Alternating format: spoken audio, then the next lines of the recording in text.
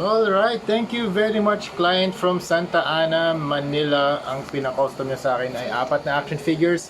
Yung nasa box, Mafex na Scarlet Spider. Tapos ito nasa left, Gladiator na Red Hood.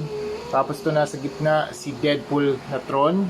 Lahat ito concept niya. Ako lang nag-execute ng mga paint. Tapos dito naman yung Robin na comic book execution. Ito naman, ito comic book din to na paint style. Ito naman battle damage or recolor. Ayan. Tapos ito yung mga weapons niya, mace, shield, then you have the Tron head, Snake Eyes head, tapos mga swords.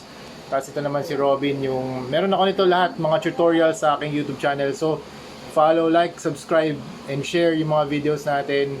Meron ako mga i-upload ulit. Okay?